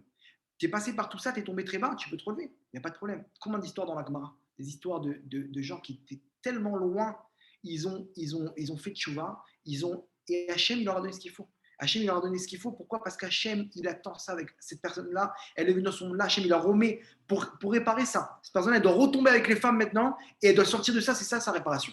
Maintenant, quand elle sort de ça, ne vous inquiétez pas. Hachem dit, je comprends ton Yetzirah, je comprends ton mauvais penchant. Je sais que c'est dur pour toi. Je vais te donner une femme, un mannequin. N'aie pas peur. Elle sera très jolie et elle aura ce qu'il faut. Elle aura ce qu'il faut pour te donner ça dans le bien. C'est pas un problème. Hachem ne lui manque pas de scénario. Et cette personne-là, si elle le veut, elle peut aussi ne jamais divorcer. Hachem, je veux que tu me donnes une femme, je ne divorcerai jamais avec elle. Attention, je vois ce qui se passe aujourd'hui, j'ai confiance en toi, je n'ai pas confiance en ce que mes yeux me montrent aujourd'hui. C'est pour ça que quand on fait le schéma Israël, il faut fermer les yeux. Parce que ce qu'on voit, ça nous détourne de la Emouna. Ça nous détourne on est dans les chiffres, on est formaté avec les probabilités. Regardez, il y a 2 tiers de divorce, il y a une femme à 47 ans, avec plein d'enfants à 49 ans. Sors des chiffres un petit peu. Sors des chiffres. Connecte-toi avec un seul chiffre, l'unique Echad, et ferme les yeux. Enlève tout ça, ok, ferme tes yeux et connecte-toi avec lui. Fais le schéma Israël de toutes tes forces. Toutes tes forces, tu te connectes avec Hachem et à ce moment-là, d'un coup, tu vas ressentir que tout est possible. Tu vas te sentir consolé, tu vas pouvoir prendre cette épreuve et la réussir. Les épreuves, il y en a. Une personne qui vient justifier le fait qu'il n'y a pas d'épreuve, c'est aujourd'hui, le Machar, il arrive là. Le Mashiach, il arrive, Akadosh Baruch Hu, il n'a plus le temps maintenant. Cette personne-là, elle aurait pu revenir, etc. Hachem lui fait ça en plusieurs paiements. Hachem dit, mon fils, je ne peux pas. Tu vas venir pour réparer, tu vas y aller, tu vas réussir, je serai là pour toi, je te donnerai les épaules pour pouvoir tenir ce poids-là. N'aie pas peur. Mais tu vas réussir. Si Hachem, il a confiance en nous, on est sur la dernière ligne droite. On y arrivera. Le Ham Israël, il arrivera, chacun au niveau individuel, il va réussir son épreuve et il va ressentir combien Hachem il est là. Et il ne faut pas sous-estimer la Neshama qu'on en soit. Un juif, il est capable de changer le monde. Regardez tout ce qui s'est passé le dernier siècle, c'est que des juifs qui l'ont donné. Marx, Freud, Einstein, ce siècle-là, c'est encore des juifs. Facebook, Google, c'est des juifs. Les juifs, ils sont là pour éclairer le monde. Que tu fais ça de façon neutre ou de façon bien, à toi de choisir. Mais choisis maintenant d'éclairer le monde. Et ça, Hachem, il te donne à réussir l'épreuve. C'est ça qu'il faut qu'on arrive à se dire, à Kadosh Baruch Hu, il est capable de tout. Si j'arrive à me connecter avec lui, je suis connecté avec l'infini, et à ce moment-là, tout est possible. Razak. Merci Rav beaucoup pour toutes ces questions. Voilà, bah, au Hachem, ça fait plus d'1h20 qu'on est ensemble. Alors, je ne vais pas vous mentir, hein, de base, on part sur 1 heure, mais c'est pour vous dire tellement que, voilà, je peux vous dire qu'il y a certains retours, les gens, ceux qui ne vous connaissaient pas, bon, vous adorent aujourd'hui, enfin, vous adorent dès maintenant. Et ceux qui vous connaissent, vous ont reconnu et vous ont retrouvé là ce soir, ils sont très heureux de vous retrouver, en tout cas, sur cette plateforme et de pouvoir écouter tout ce que vous avez à dire. Donc, encore une fois, je vous incite à aller liker la page sur Facebook, mais aussi sur YouTube du Rav David Toledano d'Ashdod. Rav, si vous voulez rajouter quelque chose avant qu'on prenne congé au niveau des internautes. Non, voilà, une personne qui se dise que prendre ça à la légère, de ne pas voir la montagne, de voir l'étape d'après, avec la joie, etc., tranquille. On est là, il ne faut pas faire de la vie. Faire confiance à Hachem et prendre ce qui vient comme épreuve au niveau de la Emouna, en tout cas, d'en sortir, déjà de l'accepter, mais en plus de ça, de l'avoir avec clairvoyance. Voilà, et comme un challenge aujourd'hui, ce site internet-là qui permet de diffuser la Torah, c'est le fruit d'un challenge qui a été relevé, qui a été réussi l'an prochain et qui continuera. Et voilà, Hachem, il continue à nous donner de la force, la réussite chez les mains, Hachem, plein d'atzlachot et de réussite. Et voilà, c'est un honneur pour moi aussi de participer à ce cours-là. Ben, Rav, promis, je vous inviterai sur un autre sujet, mais je ne vais pas vous cacher, parce que je pense qu'il y a pas mal aussi de jeunes sur cette page. Mais je pense que voilà, les jeunes qui sont célibataires, voilà, ceux qui font un peu, enfin voilà, on ne va pas se cacher, on est en 2021. Il y a une génération qui est en train de monter, qui est complètement avec les réseaux, avec les Instagram. Allez, on se dénude, on s'habille, on sort comme ça, on va plus facilement avec les garçons. Peut-être que vraiment, c'est un sujet que j'aimerais beaucoup aborder avec vous. Donc, si Dieu veut, je reviendrai vers vous, mais c'est très possible que prochainement, on refasse un cours à ce même niveau-là avec Zoom et à travers Facebook. Je vous remercie en tout cas. Je remercie Mickaël Azoulay de vous avoir reçu. Je remercie énormément Yeshiva Online, Jonathan Attal de préparer tous les shiurim avec tous les rabbanim que je reçois, de donner de leur temps et bien sûr voilà, de la diffusion de Torah. La Torah, elle est émettre, mais surtout, c'est le but de toujours, en tout cas de ma page. Mais je sais que le Rav aussi, ça doit être aussi ce qu'il veut véhiculer. C'est d'aider notre prochain à amener de la réflexion, que chacun se pose des bonnes questions et d'avancer toujours doucement mais sûrement dans le chemin de la Torah et dans le terrain, mais surtout, faites des bonnes actions à votre niveau et Hachem, il juge le cœur et il voit le cœur de chacun. Donc voilà, chacun à son niveau. Le but, c'est d'avancer toujours. Rav, mille merci et je vous dis à très bientôt et Rev Tov. À bientôt. Au revoir.